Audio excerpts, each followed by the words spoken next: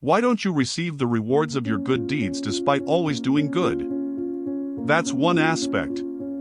On the other hand, I never intended to harm anyone, but I made a mistake unknowingly. How can I make amends for it? For instance, if an animal suddenly comes in front of my car and there's an accident, how such actions impact our lives is a question that arises in everyone's mind, but we haven't found the answer to it yet.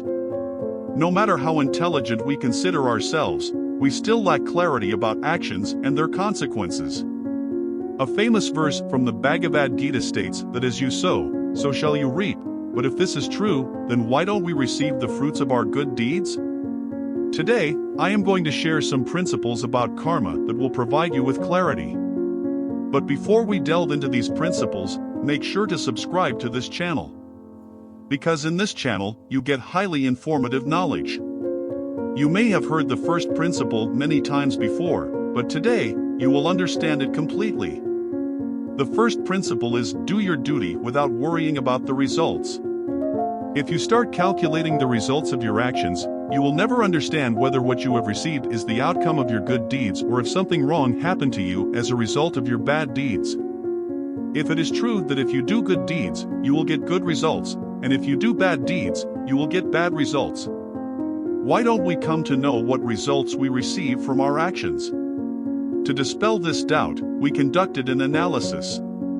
Through introspection, we realized that suppose nature's arrangement was such that we instantly received good results for doing good deeds.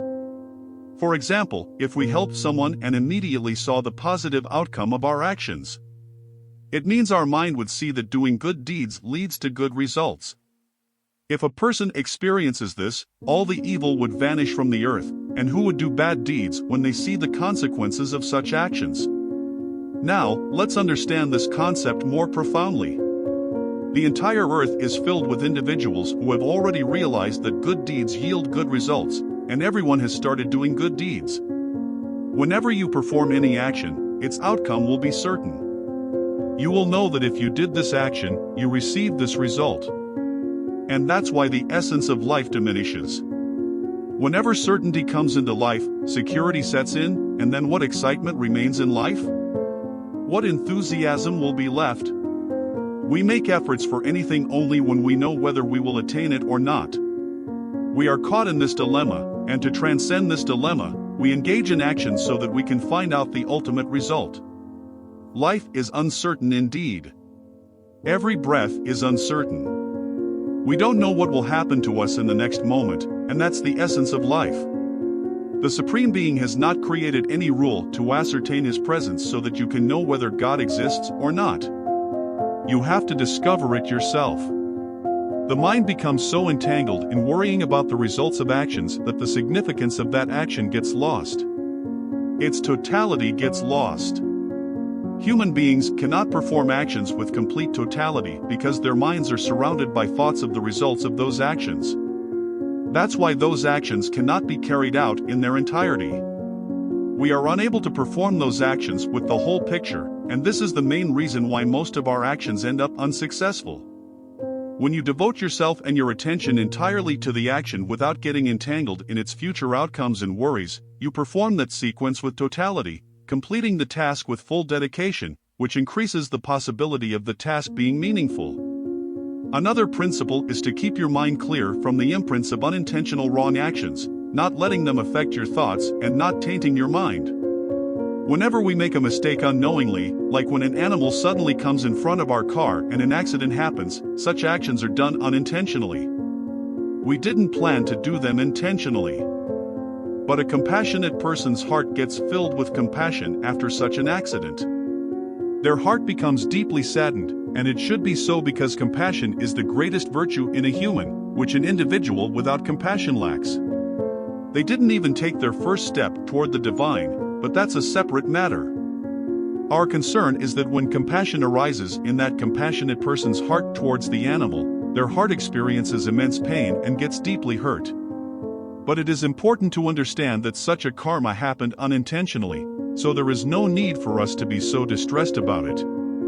We cannot carry such accidents with us throughout our lives. In such situations, we shouldn't label ourselves as sinners, as even the divine knows that there was no fault of ours in that action, it happened unintentionally. Similarly, when someone in anger slaps another person, is that also a mistake made unintentionally? Because the person suddenly got angry and slapped someone. He didn't really plan to slap. The act of slapping was also not an unintentional action, right? And what consequences will you face for such actions? Have you ever thought about it? Well, the answer is that these actions were not unintentional, we did them knowingly. We did them in a state of excitement. If we were conscious, we would know what actions we were performing. But at that moment, we lost our consciousness. We got carried away by emotions, and when we took that step, we did it without any awareness. Don't underestimate it, as you will have to face the consequences of such actions. If you have physically harmed someone, slapped someone, or caused harm to them, you will remain distant from them in their thoughts for a lifetime, or it may lead to enmity with them, and in the future, you will have to bear the result of it. Those who knowingly harm others may be living their lives happily today, but in the future, they will have to face the consequences of their actions. So, you have understood the second principle, which is not to be bound by actions done unintentionally. The third principle is for those individuals who have not caused harm to anyone in their lives, yet they are still experiencing bad results of their actions. It is written in religious Hindu scriptures that after death, a person takes another birth. And the actions that we perform in this life, we have to experience their consequences in the next birth. However, once we fulfill our duties and complete our actions, the burden of negative karma is permanently lifted, and we progress spiritually. It is said in Hindu scriptures that a person may have to take birth for 1 million years to attain liberation, and until all our impurities are eradicated, we cannot achieve liberation. I am not saying this, it is the statement from religious Hindu scriptures. Whether it's true or not, discussing this matter is foolishness, but we can learn from these scriptures that if it is true that we are experiencing the consequences of our past lives in this birth, then we can pacify our minds by understanding this. We can distance ourselves from it, even though we are performing good deeds in this life, and still, certain unfavorable events are unfolding.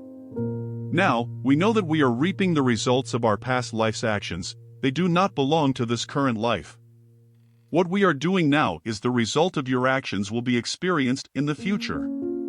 Just by considering this thought, you can find relief from all your sorrows. You won't complain to yourself that even though you do good deeds, you receive bad outcomes, as now you have fully understood the message. In the end, I want to say that whatever action you perform, do it with full awareness and consciousness. Only then will it be successful, and the chances of its success will increase. The three principles of actions are, first, as you sow, so shall you reap. Second, the result of your actions will be according to the actions you perform. Third, we should not associate ourselves with the bad deeds done unintentionally. There is no need to be upset about them or let them affect our state of mind. The circumstances we are in today are the result of our past actions. Friends, how did you find this content? Do let me know in the comments section. If you have any questions about actions, feel free to ask in the comments. See you in the next story. Until then, take care and stay blissful.